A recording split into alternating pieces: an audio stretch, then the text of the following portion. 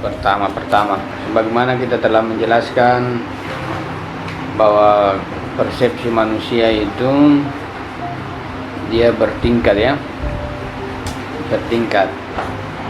3 persepsi awal itu ada kecenderungan material, punya jelas fakta-fakta itu. 1, persepsi akal adalah persepsi yang memang benar-benar melakukan sebuah pelepasan totalitas. Indra, imaji dan akal itu kualitasnya terkait pada kualitas tajarrud ya, pelepasan. Kualitasnya diukur dengan semakin tidak memiliki gambaran-gambaran material, maka persepsi itu makin matang ya, makin stabil. Makin terikat dengan material, maka kualitas kita juga kualitas yang labil ya, makin tinggi makin stabil. Maka di persepsi akal itu sebuah kemampuan kualitas kita, persepsi kita menjadi stabil, aktual ya, aktual. Indra dia memiliki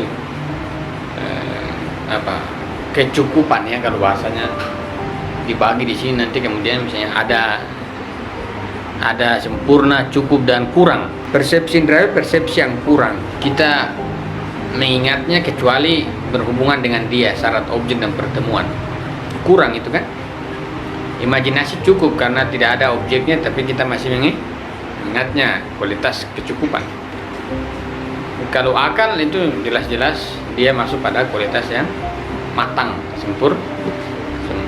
Berdasarkan kesadaran kita terhadap kebertingkatan yang ada dalam epistemologi, kita mengatakan bahwa setiap yang dipersepsi itu ada sumber persepsi ya. Pada diri kita itu kebertingkatan itu terjadi. Sebuah objek yang dipikirkan kemudian sampai pada sebuah pahaman adalah bukti kebertingkatan itu ada pada diri kita. Jadi diri kita juga itu tidak satu, dia bertingkat sebagai apa? Fluktuatif. Fakultas jiwa, fakultas persepsi. Di sini bisa dilihat kalau memang persepsi itu memiliki sumber realitas, maka harus sesuai antara kebertingkatan pada jiwa kita itu juga harus kebertingkatan pada sumber yang mengakibatkan hadirnya persepsi. Sekarang kita masuk pada pembahasan tingkatan-tingkatan wujud. Kalau kemarin tingkatan-tingkatan persepsi. Sekarang mari kita masuk pada tingkatan-tingkatan wujud. Iya. Jadi apa yang kita persepsikan itu berdasarkan sumbernya itu ada. Persepsi indrawi itu kan identik dengan apa? Perjumpaan dalam artian fisik. Persepsi indrawi, persepsi imajinasi dan persepsi akal, waham masuk imajinasi. Itu berasal dari 3 wujud. 3 wujud juga. Kalau memang ada 3 bentuk persepsi, maka sebenarnya ada juga 3 wujud yang menyuplai pemahaman dia. Karena mustahil di sini, mustahil satu kemudian bisa ditangkap banyak hal. Jadi persepsi indrawi adalah persepsi yang memang ada objek indrawinya. Persepsi imajinasi, cuma matikan ini dingin. Persepsi imajinasi ada juga objek imajinasinya. Persepsi akal ada juga imajinasi ada juga objek akalnya. Jadi masing-masing persepsi itu punya objek di realitas wujud, realitas eksternal itu. Karena kalau kita menangkap HP indrawi ya, tapi kita juga bisa menangkap imajinasi HP di pikiran kita, ada objek imajinasi. Apa tuh objek imajinasi dalam persepsi pengertian epistemologi? Kita mengatakan imajinasi itu mengembangkan ya, kreativitas, meluas, memperluas, memperdalam ya imajinasi. Maka dari ketiga bentuk persepsi itu memang ada objek-objek yang memang terdapat pada realitas terkait dengan tiga bentuk persepsi. Persepsi indrawi tentu itu yang paling gamblang ya, paling gamblang ini kita lihat. Objek imajinasi juga ada di dalam realitas ini.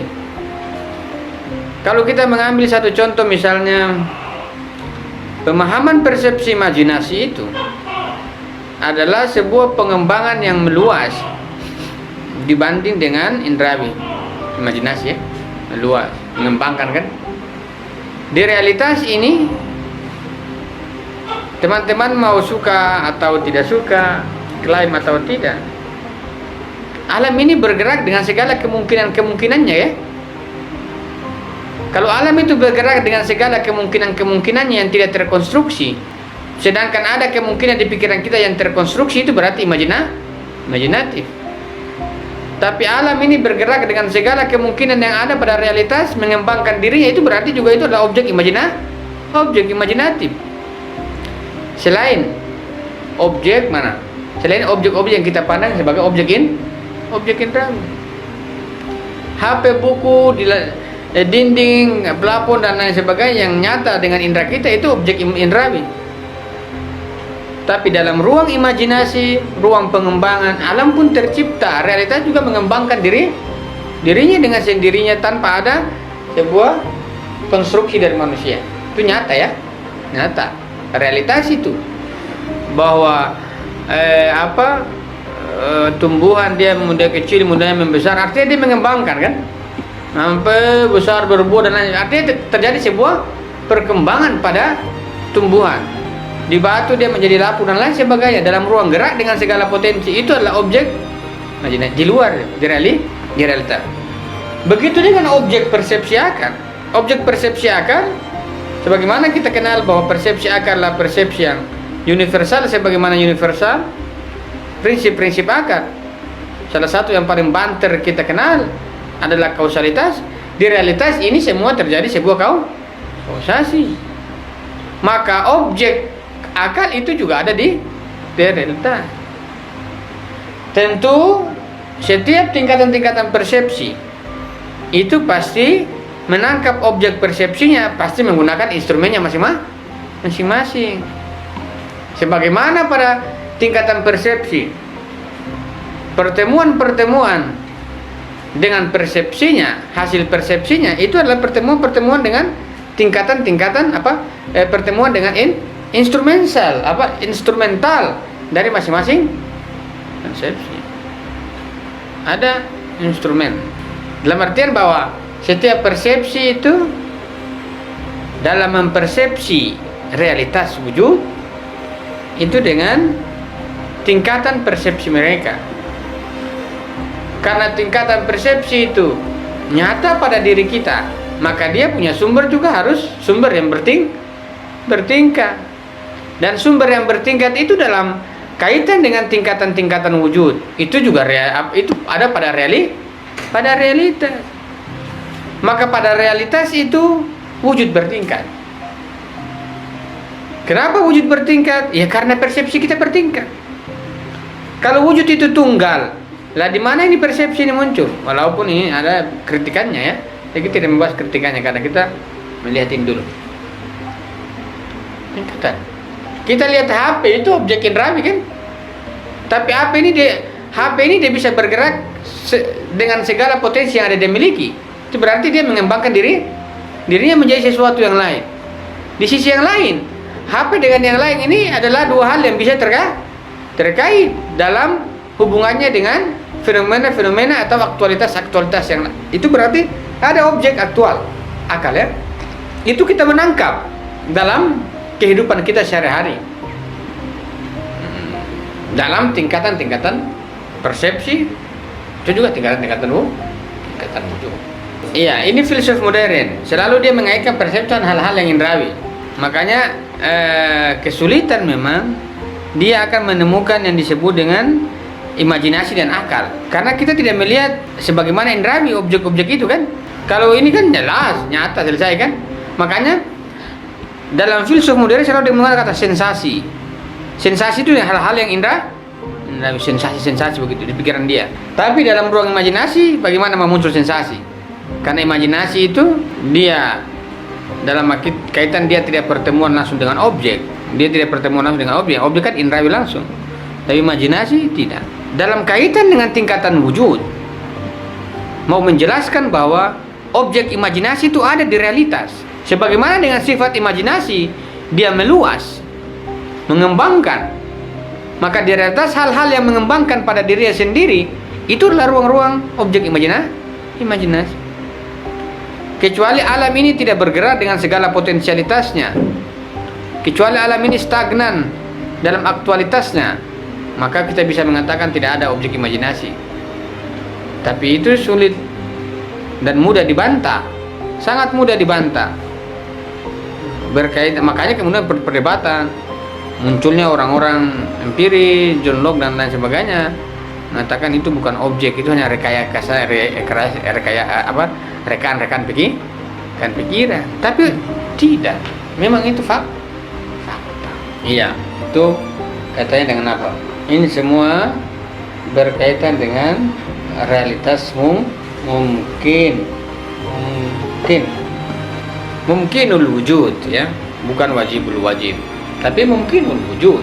Kalau mungkinul wujud, bahwa alam ini, realitas ini bergerak dengan segala potensialitasnya, maka dalam tingkatan persepsi, dalam ruang kemungkinan dalam tingkatan persepsi, dalam kemungkinan, ya, karena dia ada mungkinul wujud, realitas mungkinul wujud yang bergerak, ya, bergerak potensi aktualitasnya dalam kaitan dengan dengan tingkatan persepsi, itu berarti dalam ruang kemungkinan ini pada realitas itu sendiri terjadi kebertingkatan. Mungkinul wujud, dia bukan wajibul wujud. Kalau wajibul wujud tidak lagi disebut dengan kebertingkatan. Ini mungkinul wujud yang kita lihat dalam alam-alam realitas yang ada dengan kita inilah mungkinul wujud. Mungkinul wujud itu adalah sebuah gerak dengan segala potensialitas dalam aktualitasnya. Maka pada pemahaman kita, mungkinul wujud itu secara realitas itu mengindikasikan kebertingkatan. Mungkinul wujud, perpindahan dari satu objek ke objek yang lain. Di sisi yang lain, perpindahan, makin banyak perpindahan itu terjadi di realitas dalam ruang kemungkinan. Semua itu memiliki kausalitas. Artinya bahwa itu terbukti pada ruang mungkinul wujud ada objek akal. Namanya kausalitas itu diambil dari mana? Tadi dari objek persepsi. Kalau ini epistemologi, ya, epistemologi. Kalau ruang imajinasi pun demikian. Maka mungkinul wujud sebagai sebuah realitas yang nyata pada dirinya sendiri itu merepresentasikan banyak hal. Apa sih yang kita mengatakan ini apa? Ini mungkinul menjadi apa? Mungkinul dia mau menjadi sesuatu, mengembangkan diri menjadi yang lain, imajinasi itu. Maka apa yang kita pikirkan pada diri kita, pada tingkatan persepsi yang ada di benak kita, itu maka semua ada realitasnya. Kita berpikir di pikiran kita ada domba, ini ternyata juga ada domba. Maka tingkatan persepsi, paling tidak persepsi yang kita punyai itu semua memiliki wujud dalam kebertingkatannya. Orang-orang indrawi ada wujud indrawinya. Orang-orang imajinasi ada ruang imajinasinya. Misalnya orang seringkali menghidupkan imajinasinya di realitas, misalnya Iron Man, Spider-Man, apalagi begitulah. Dia menjadi, walaupun itu bukan imajinasi, itu apa? Ilusi, ya, halusinasi. Kenapa? Karena tidak ada fakta itu yang disebut dengan manusia terbang-terbang begitu. Celana dalam pakai celana di luar. Celana dalam di dalam, dia pakai di luar. Ini halusinasi kan? Ada po yang di dalam taruh di luar. Tapi tidak masalah, anggaplah itu imajinasi. Tapi itu biasanya bukan imajinasi, halusinasi. Halusinasi itu nanti kita bahas fakta yang ditambahkan pada realita. Bukan di realita. Fakta. Misalnya saya merefleksikan Pancasila, saya mengatakan 5 agama itu sebenarnya fakta yang ditambah kalau mau dianalisis. Karena fakta kepercayaan itu bukan cuma 5 di Indonesia itu. Mau kebatinan apa ada banyak ya. Banyak. Kenapa cuma 5? Diakui negara. Ini pasti fakta yang ditambahkan, dan ini Pancasila dalam wajah halusinasi loh. Bukan nanti ditangkap, tidak. Kalau kita bilang begini. Ya karena faktanya tidak 5 kan? Faktanya tidak 5. Artinya ada fakta yang dihilangkan. Sengaja atau tidak. Mengakui 5 itu berarti yang lain apa? Yang lain apa? Nah itu berarti ilusi. Ilusi ya, ada fakta yang dikaburkan, itu namanya fakta ilusi. Apalagi halusinasi lebih kejam. Dia membuat fakta baru yang tidak ada faktanya. Kayak HTI itu bukan lebih halusinasi kan? Coba cari itu HTI itu di fakta mana ada sejarah HTI berdiri. Istanbul tidak ada bilang HTI itu pernah berdiri di Istanbul. Tidak ada. Ini dibuat saja setelah itu zaman apa? Konstantinopel atau apa, kemudian dibuat itu HTI. Orang-orang yang berbeda gerbong buat istilah HTI. Berarti apa? Tambah ini ya. Ditambah. Kalau ditambah ini halusinasi ini, kalian berjuang sampai gigi jatuh 3 kali tidak akan. Dan memang halusinasi kok. Halusinasi kok. Mereka perlu melihat tingkatan wujud. Tingkatan wujud itu dalam realitas itu ada. Objek material, fakta. Imajinasi yang berkembang secara faktual itu juga fakta. Apalagi akal yang mengaitkan seluruh realitas dari fenomena satu dengan fenomena itu juga fakta. Ini fakta persepsi, itu pada fakta realitas. Mungkinul wujud. Nanti kan mungkinul wujud.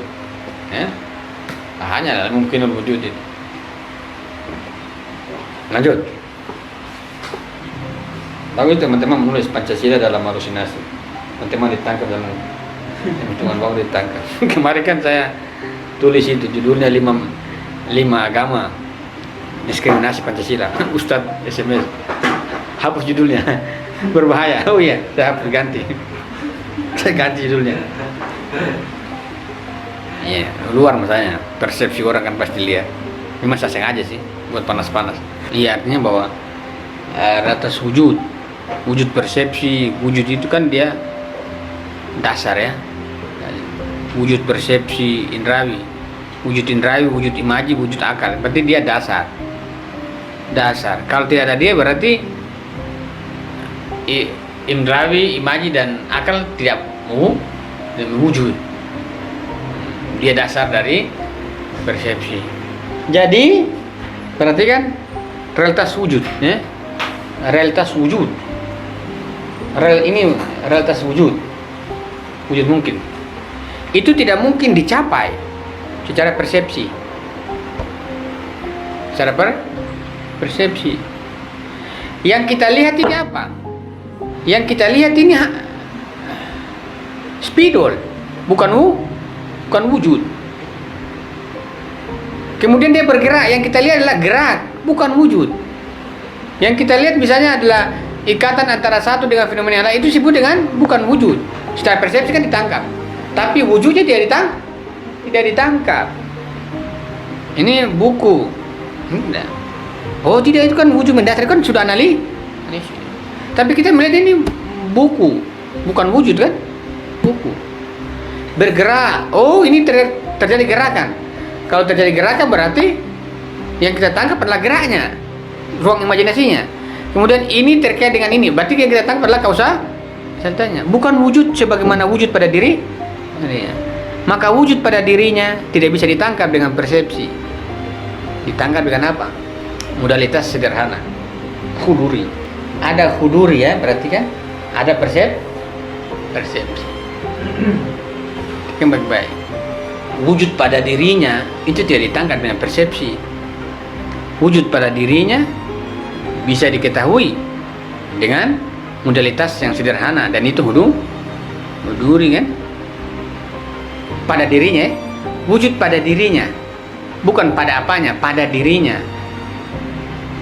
Itu berkaitan dengan huduri. Maka dalam ruang wujud pada dirinya berkaitan dengan tingkatan-tingkatan pemahaman. Maka antara persepsi dengan wujud ada ruang kehadiran. Realitas mungkinul wujud kita lihat ada kebertingkatan, tapi wujud pada dirinya tidak bisa ditangkap oleh persepsi. Persepsi ini satu hal, namun realitas wujud pada dirinya itu juga satu hal. Maka realitas wujud pada dirinya tidak berkaitan, tidak ditangkap oleh persepsi, namun hadir dengan modalitas yang sederhana, dan itulah huduri. Jadi ada wujud pada dirinya huduri, wujud pada kita adalah persepsi. Maka apa-apa pada tingkatan persepsi kita ini berkaitan dengan tingkatan persepsi tentang wujud. Pada kebertingkatan wujud, mungkinul wujud yang dipandang. Kenapa dibilang mungkinul wujud yang bertingkat? Karena kita lihat ini ada indera, ada berkembang, ada kausal, ada 3 model kan? Kita bisa lihat buku indrawi, kita bisa lihat perkembangan geraknya, imajinasi, kita bisa lihat kausalitasnya, akal, ya? Dalam realitas kan? Kan itu masing-masing cara mengambilnya pada realitas bukan dengan satu instrumen, dengan masing-masing instrumen. Tapi wujud pada dirinya itu bagaimana? Apakah ditangkap dengan kebertingkatan begitu? Tidak. Karena ruang indera pada wujud, ruang persepsi pada wujud itu berkaitan dengan instrumennya. Tapi bagaimana dengan wujud pada dirinya? Wujud pada dirinya itu hal yang sederhana kan? Sesuatu yang sederhana. Nah, sesuatu yang sederhana diketahui, ditangkap oleh huduri. Begini. Jadi kalau huduri yang sederhana itu wujud pada dirinya yang ditangkap secara sederhana oleh modalitas jiwa kita, di sisi yang lain ada persepsi yang beririsan dengan ruang kemungkinan, maka tingkatan persepsi manusia itu berkorelasi dengan kesederhanaan wujud. Dan itu ada apa? Ini persepsi ya. Gimana caranya? Ini kesederhanaan, kesederhanaan pada dirinya. Nah, dirinya. Ini kita katakan dia sebagai ya. Sini ini persepsi dalam artinya dia berkaitan dengan kesederhanaan ini. Itu kaitannya dengan apa? Huduri.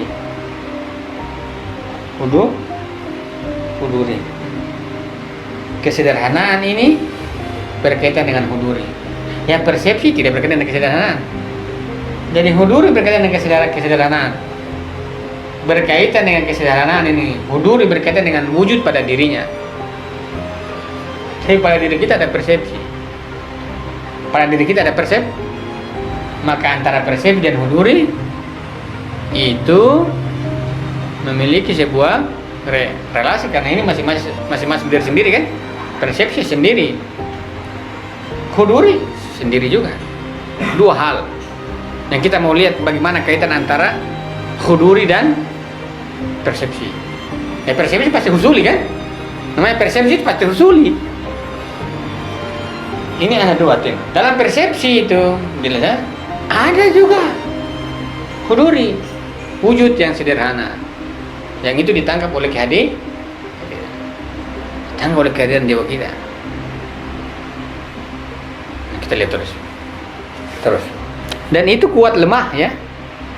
Kita kuat lemah. Ada kala kita fokus di wujud, ada kala kita tidak ya. Ada kala kita, kalau analogi misalnya, kalau kita lihat jerawat misalnya kita punya ini di muka kita ada jerawat satu saja. Kalau kita bercermin itu sampai kita lupa muka, cuma lihat jerawat saja. Cermin itu kalau misalnya ada rumah jerawat saya di pipi muncul, kita ambil cermin, itu kita fokus cuma di jerawat, kita lupa fokus pada wajah keseluruhan. Nah, berarti ada apa? Ada tingkat lemah kan, kekuatan kan, lemah dan kuat kan, tergantung dengan fokus. Nah ini berkaitan dengan sesuatu yang hadir pada jiwa kita, kuat dan lemahnya itu tergantung fokus. Ada fokus, perhatikan. Berarti kita mau bilang bagaimana? Wujud itu paling tinggi, dia terlepas dari segala sesuatu. Karakteristiknya sederhana kok. Dan persepsi makin tinggi akan lebih kuat dan makin langsung. Maka yang berkaitan dengan kesederhanaan wujud ialah persepsi yang paling tinggi. Dan persepsi yang paling tinggi adalah persepsi yang terlepas dari hal-hal material. Maka persepsi akal itu yang akan berkaitan dengan kehadiran. Kuatnya ya.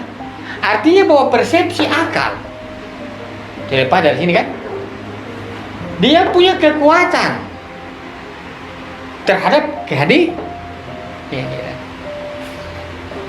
Walaupun persepsi akal tidak menangkap kehadiran itu, yang menangkap kehadiran itu pada jiwa kita dalam kesederhanaan adalah huduri kita, hadir pada diri kita. Namun kita itu mengetahui kehadirannya ketika tingkatan persepsi itu tinggi, akal berarti. Maka apa? Kesadaran itu, fokus itu menentukan kuat lemahnya sesuatu yang hadir. Jika persepsi akal itu dalam tingkatan kekuatannya, kestabilannya itu kuat, kesadarannya itu stabil, terkait dengan huduri, maka huduri itu akan bergandengan tangan dengan persepsi akal, dan akan terjadi sebuah timbal balik. Kalau ini dia masih terkait dengan ini, masih akan dia pasti fokusnya tidak kuat kan? Tapi kalau ini yang tingkatannya itu adalah tingkatan abstrak, yang dia tidak terkait dengan hal-hal yang sifatnya material.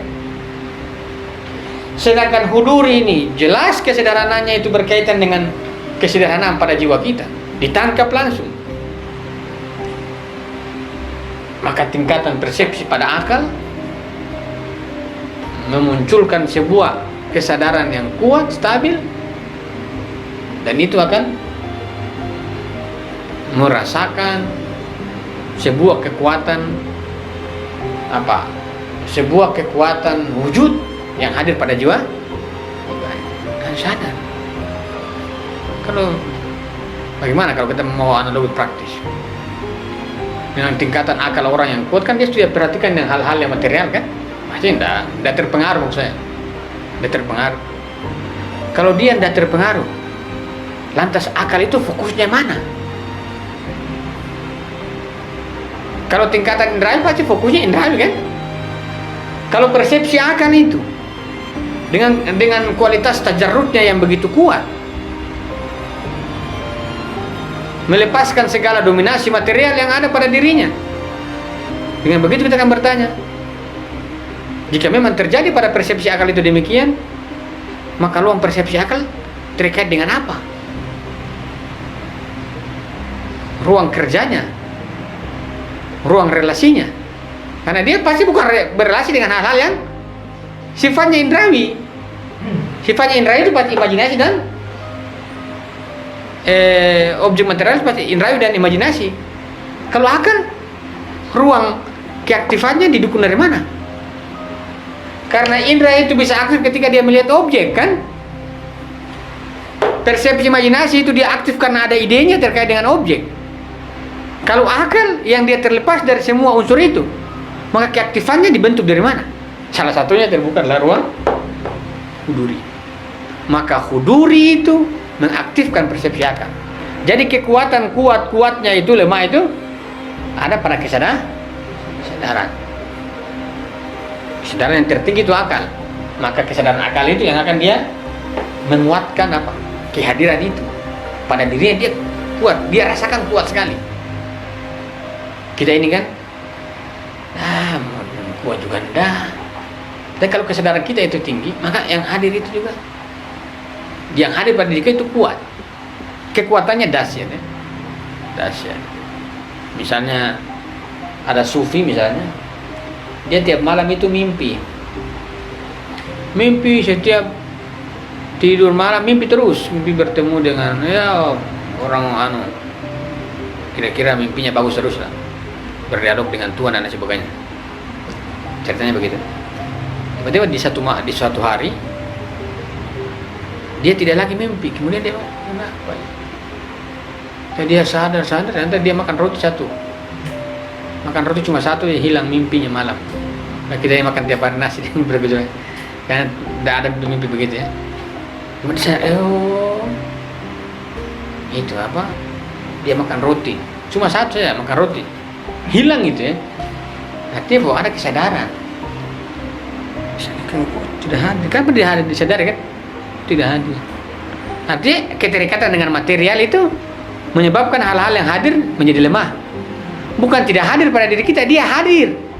Namun karena kesadaran kita terkait materi itu kuat, maka melemahlah kesadaran kita, maka melemah pula hudur yang hadir. Wujud yang hadir itu melemah. Bukan lemah, tapi kita itu sendiri yang melemahkan kehadirannya. Dia hadir begitu banyak, tapi kita sendiri yang melemahkan kesadaran karena terkait dengan hal-hal material, maka melemahlah kehadiran pada diri kita. Maka kekuatan persepsi akal yang melepaskan ini semua dalam tajarrudnya, karena dia akan memiliki kualitas kekuatan terhadap kuatnya sesuatu yang hadir. Ini wujud formal. Ini wujud formal itu mendawi, itu adalah wujud yang berkaitan dengan persepsi. Yang tidak formal itu apa? Kalau ada wujud formal, ada yang non formal. Wujud formal itu wujud yang berkaitan dengan persepsi. Yang non formal itu kan huduri, belum dikaitkan dengan persepsi ya. Tapi kalau formal ya indrawi, akal itu wujud formal. Makanya pasti wujud indrawi itu apa? Dikatakan apa? Kurang, cukup, sempurna. Misalnya seringkali mengatakan, wah, permainan bolanya Messi itu sempurna sekali. Itu pasti bukan perkataan indrawi, itu perkataan akal. Wah, main tuh orangnya sempurna betul mainannya. Itu berarti keputusan akal itu. Dia tak, wah sempurnanya ini orang.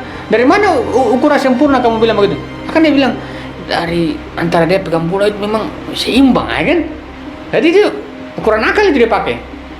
Cuma seakan-akan itu, tapi itu di realitas itu. Tapi dia bukan objek material sebagaimana indra. Sempurna yang main bola itu Messi ya. Lari dia lepas bola memang darah seimbang, di tackle juga bangun, sempurna orang bermain. Sempurna. Dari mana ukuran kesempurnaan itu? Karena dia lihat bagaimana dia main, rapinya bola dan dia tidak pernah lepas, kan imbang ya. Antara bola dan dia itu kan seperti sudah menyatu ya. Oh, sempurna ini, sempurna. Itu akal. Berimajinasi, aduh itu masih kurang mainnya, masih parah. Itu imajinasi itu. Lagi kalau kurang, buruk, sudah itu indrawi itu. Itu dalam keseharian kita melihat begitu dalam realitas itu.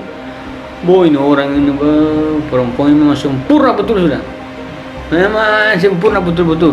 Betul sempurna. Dari mana ukuran sempurna itu? Pasti akal yang dia pakai itu.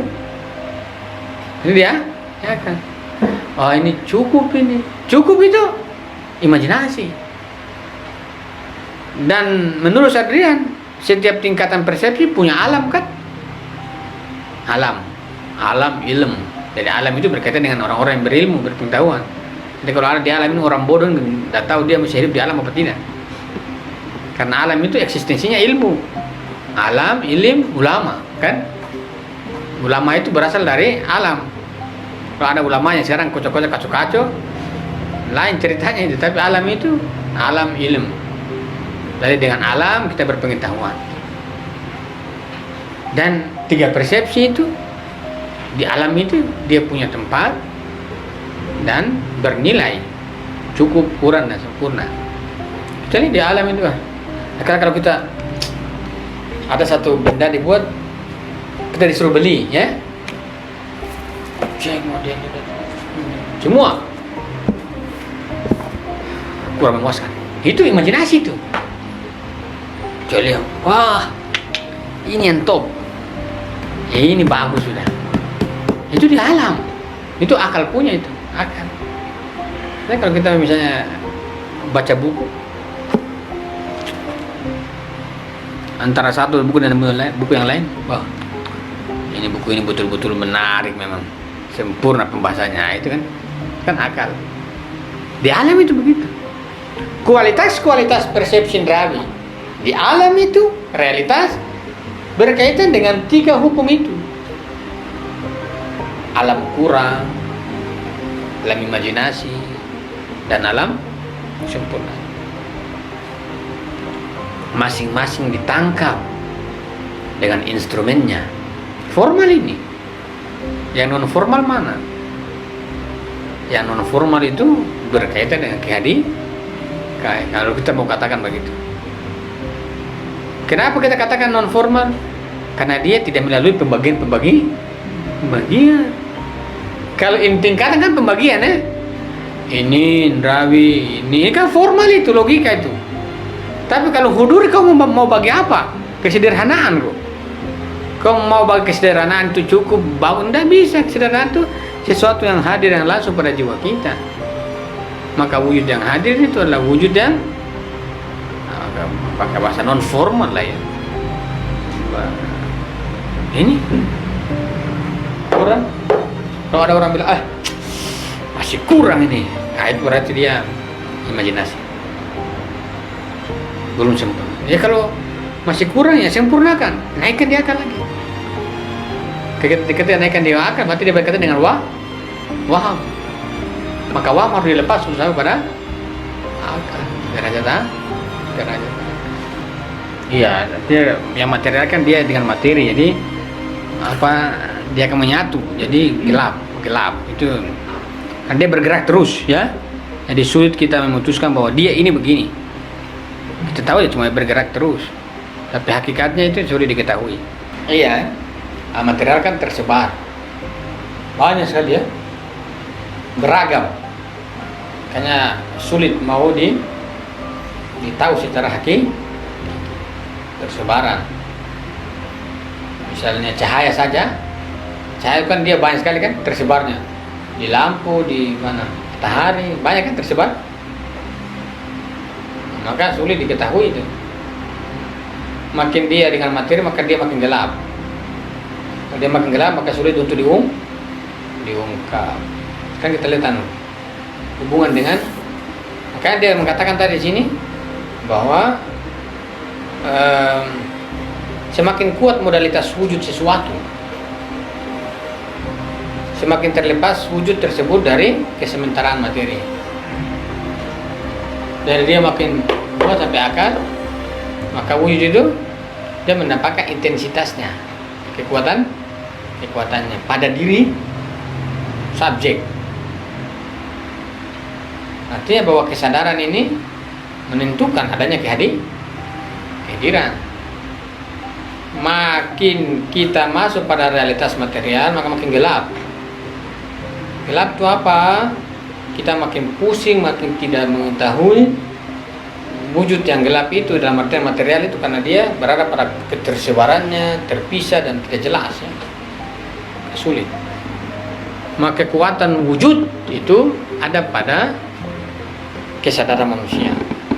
Untuk apa? Untuk mengetahui wujud sebagaimana pada wujudnya, dan itu berkaitan dengan modalitas pada diri manusia, dan itu adalah berkaitan dengan kehadiran wujud pada dirinya ya, berkaitan dengan kesadaran, dan wujud pada dirinya, kehadirannya itu sifatnya hudur diri manusia. Kalau ini berkaitan dengan apa? Dengan ini berkaitan dengan alam. Jadi ini semua berkaitan dengan diri di luar dirinya. Nah kalau ini dia tidak berkaitan dengan ini, lantas ini berkaitan dengan apa? Pasti berkaitan dengan dirinya.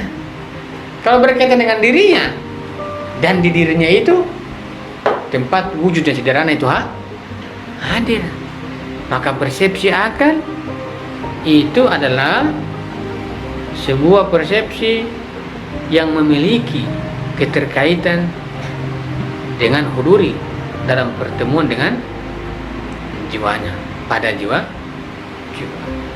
Perhatikan, wujud itu berkaitan dengan kesadaran. Wujud kehadiran itu wujud pertama, wujud secara umum ini berkaitan dengan kesadaran. Ini wujud ya, ini wujud, ini wujud, ini wujud, ini wujud, semua ini wujud yang tidak ada kaitan dengan kesadaran. Gunung wujud, langit wujud, semua adalah wujud, tapi berkaitan dengan manusia, berkaitan dengan persepsi. Maka wujud itu berkaitan dengan persepsi pada diri manusia, karena dia berkaitan dengan apa? Kuat dan lemah. Tapi ini juga wujud ya, ini wujud, ini juga wujud. Makanya kalau kita membaca eksistensialisme barat, seringkali wujud ditarik pada dirinya kan. Eksistensi itu kan terkait pada subjek. Di luar itu kan dikatakan esensi. Kayak kalau Sartre itu eksistensi mendahului esensi. Nah, tapi kalau dalam Sartre ini juga wujud. Ini juga wujud. Wujud semuanya. Cuma dengan manusia berkaitan dengan persepsi. Kalau berkaitan dengan persepsi, maka wujud itu harus hadir pada kesadaran manusia. Ini juga wujud kan? Iya, ini tidak ada yang tolak, ini wujud. Tapi kewujudannya di sini tidak ada kaitannya dengan persepsi. Ada begini kan kita lihat, ada langsung. Tapi berkaitan dengan manusia, itu berkaitan dengan kesadarannya.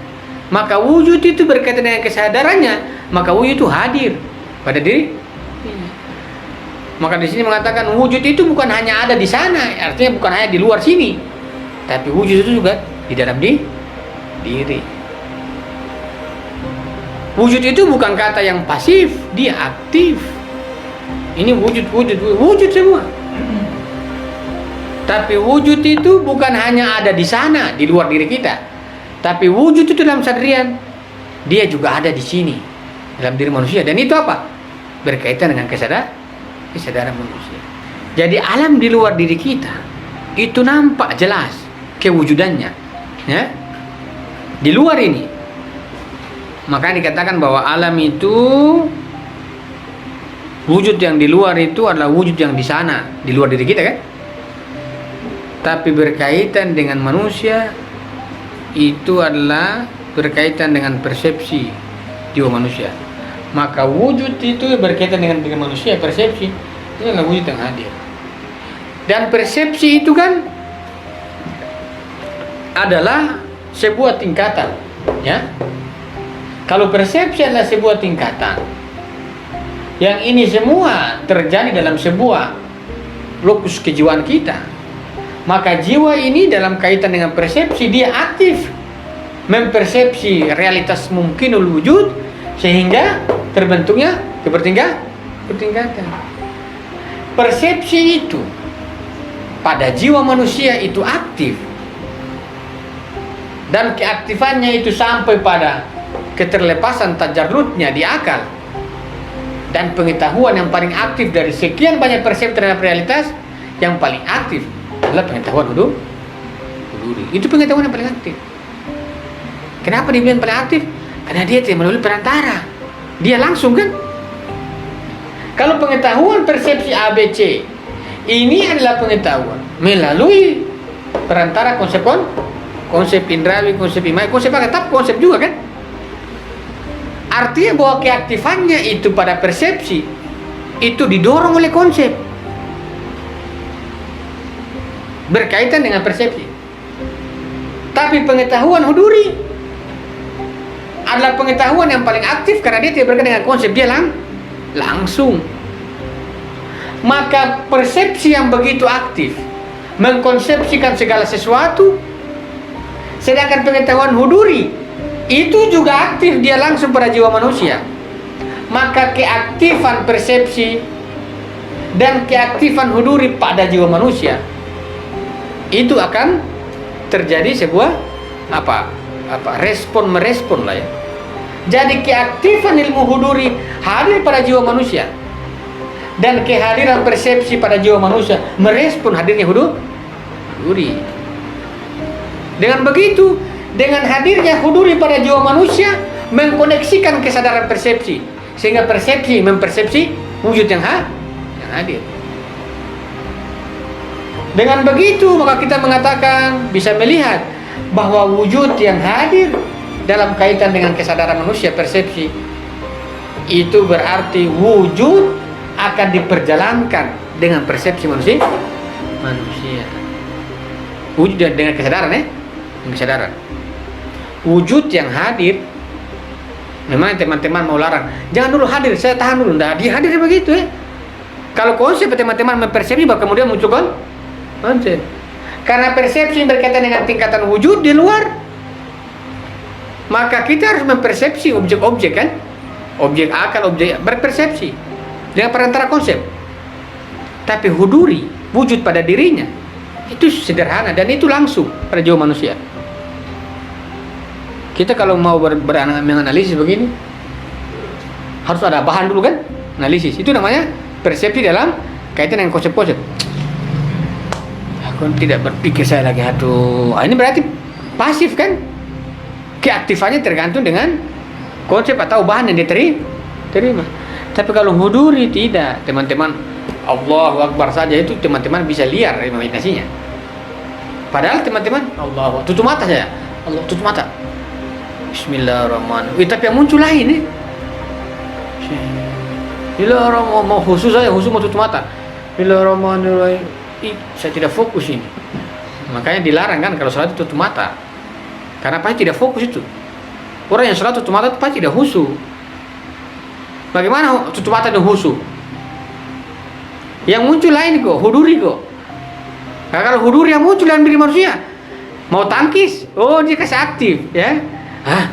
Lagi yang aneh-aneh lagi ya. Begini, Allahu Akbar, Bismillahirrahmanirrahim. Terus dia mengantuk. Nah, itu ada. Huduri itu langsung. Kalau dia tutup begini, berarti dia tutup ruang konsepsi karena indrawi kan. Tapi kalau begini, mau kau begini, kau tutup telinga, tapi huduri ini langsung jiwa.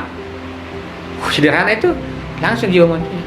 Kalau kehuduran itu masuk di jiwa manusia, itu mengaktifkan. Kalau mengaktifkan, akan meningkatkan kesadaran manusia, mempersepsi. Akal itu ya, akal itu. Maka wujud yang hadir berkaitan dengan kesadaran. Maka wujud itu akan diperjalankan oleh persepsi. Maka wujud itu pada diri manusia harus berkaitan dengan kesadaran, tidak bisa tidak. Kalau wujud di luar itu tidak ada dia tidak berkait dengan kesadaran apapun, dia berkait dengan semua elemen eksistensi. Tapi kalau dengan manusia spesial wujudnya berkaitan dengan kesadaran. Ini bisa dipahami dalam Sartre bahwa eksistensi membentuk esensi. Eksistensi itu berkaitan dengan kesadarannya kan. Kemudian dia konsepsi kan, ini saya menentukan kamu adalah apa kan, dia menentukan. Iya bisa dipahami. Jadi masalahnya Sartre dia tidak melihat yang di luar itu sebagai wujud juga kan. Dia yang di luar itu sebagai esensi. Esensi dari luar dari mana? Dari manusia. Tapi kalau di Sadrian di luar itu wujud, diakui itu. Tapi bukan hanya di luar, di dalam juga ada wujud. Di dalam itu, di sini itu adalah keaktifan. Maka wujud itu dalam Sadrian dia aktif. Kenapa aktif? Karena ini wujud kan. Kita tidak bisa mengatakan bahwa ini HP. Maka esensi itu tidak aktif. Tidak bisa tidak bisa berkembang. Tapi wujud berkembang. Ini wujud. Maka wujud itu hadir pada semua elemen. Namanya aktif. Tapi kalau esensi tidak, maka wujud itu aktif. Keaktifannya itu berkaitan dengan huduri. Dan itu berkaitan dengan diri manusia, dan diri manusia berkaitan dengan kesadaran. Maka pengetahuan huduri yang hadir pada jiwa manusia akan meningkatkan kesadaran manusia dalam meningkatkan persepsinya.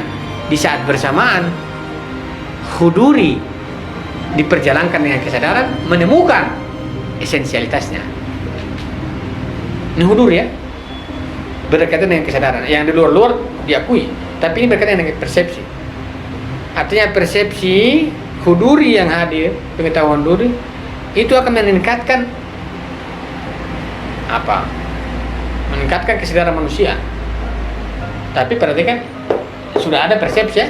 Akal kan terlepas, huduri masuk, itu dia tangkap itu. Maka keterlepasan akal sebagai sebuah proses husulinya dimasukilah oleh huduri, maka persepsi akal akan tambah aktif lagi, dan huduri akan menemukan kehusuliannya, dan husuli akan menemukan kehuduriannya.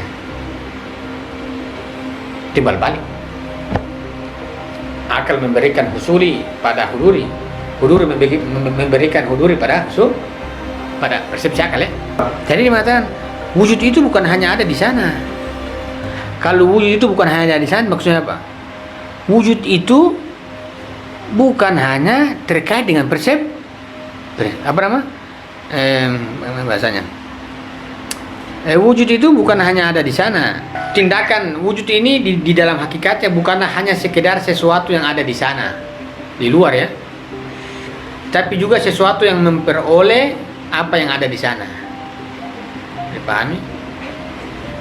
Semakin kuat ia memperolehnya derajat wujud yang tertinggi, maka dia akan diperoleh di dalam kehadiran persepsi dan kesadaran yang tertinggi pula. Semakin kuat sesuatu itu di sana, maka akan semakin kuat pula ia memperolehnya. Artinya apa? Semakin kuat husulinya. Husul ini terapa? Husul ini kan terkait dengan wujud yang ada di luar kan? Semakin kuat husuli yang dia temukan terkait dengan wujud-wujud yang ada di luar itu, maka akan semakin kuat juga dia memperoleh sebuah kehadiran dan kesadaran yang tertinggi. Ini kan wujud ya.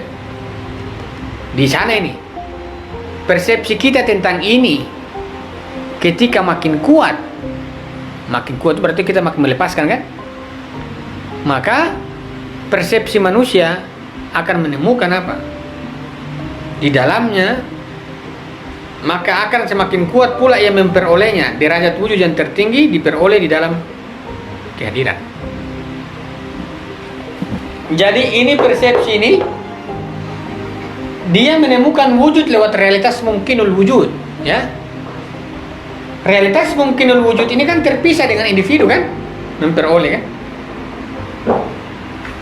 Maka wujud itu bukan hanya realitas mungkinul wujud yang ada di sana. Tidak. Ada juga di dalam diri realitas itu. Tapi realitas yang dalam diri itu diperoleh dengan kemampuan akal menemukan wujud yang ada di sana. Makin melepaskan kemampuan dia berinteraksi dengan wujud yang ada di sana, maka akan makin tinggi juga dia memperoleh pengetahuan. Yang itu lewat huduri. Jadi kalau kita mau sederhanakan, makin kuat husuli kita, maka huduri juga makin kita memperoleh. Husuli ini perhatikan sampai di akal ya, di akal. Mentajarrud. Maka satu-satunya tempat akal adalah pertemuan dengan huduri kan? Ini yang persepsi nih. Dengan realitas kan? Dengan realitas. Maka realitas yang huduri yang sederhana bertemu dalam jiwanya. Bagi yang kemampuan kesadarannya dalam tanda kutip husuli terkait wujud dan di luar sana itu tinggi juga pada diri. Artinya tajridnya kemudian hadir, dia memperoleh itu. Kemudian orang mengatakan Nabi itu buta huruf, dalam artian dia punya ilmu, tidak, wah dia kehadirannya kuat. Kehadirannya kuat itu ditentukan dengan husulinya. Akalnya juga pasti jalan kan? Tidak mungkin bahwa akalnya jalan. Wujud terkait di sana itu makin tinggi, makin kuat terkait wujud sesuatu yang ada di sana, maka dia akan memperoleh derajat dan kekuatan kehadiran wujud pada persepsi dan kesadarannya. Derajat wujud yang tertinggi diperoleh di dalam kehadiran. Semakin kuat sesuatu itu di sana, maka akan semakin kuat pula ia memperolehnya. Derajat wujud yang tertinggi adalah kehadiran, persepsi dan kesadaran yang tertinggi. Jadi kesadaran kita terhadap sesuatu yang ada di sana, wujud yang di luar itu, dalam artian kehusulian kita, nah kita akan menemukan wujud yang paling tinggi, wujud yang tidak ada kaitan-kaitan dengan material, yaitu wujud yang masuk itu dalam jiwa kita. Dan apa? Dalam kesadaran, persepsi dan kesadaran. Tapi syaratnya ini. Bagaimana kalau kita mau secara ya, usul ya, usuli, huduri. Usuli ini berkaitan dengan apa? Ini persepsi yang ala ya, realitas ini. Huduri tertinggi, kemudian nanti dia berkaitan dengan apa? Kesadaran, persepsi. Apa persepsi itu? Persepsi itu adalah wujud yang dipersepsi bagi yang mempersepsi. Berarti apa tuh? Persepsi itu adalah wujud yang hadir bagi yang mempersepsi. Kan hadir kan? Wujud ini hadir dalam diri manusia, hadir. Maka persepsi itu terkait apa? Wujud yang hadir bagi subjek yang mempersepsi. Inilah wujud. Jadi wujud itu, persepsi adalah wujud yang dipersepsi bagi subjek yang mempersepsi.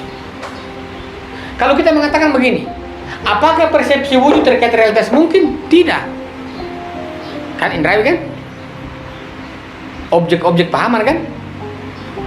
Tapi kalau persepsi itu berkaitan dengan kesadaran, maka persepsi itu adalah wujud yang dipersepsi. Kalau persepsi itu adalah wujud yang dipersepsi, lah memang wujud dipersepsi di mana? Tidak mungkin di luar, pasti yang hadir. Karena kalau di luar kan wujud ada di sana. Kalau yang wujud ada di sana berarti berkaitan dengan konsep.